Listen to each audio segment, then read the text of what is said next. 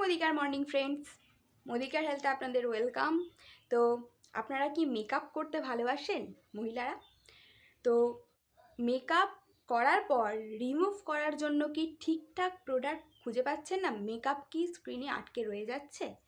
কোনো চিন্তা নেই, মোদিকেয়ার নিয়ে চলে এসেছে urban colour makeup melting wipes.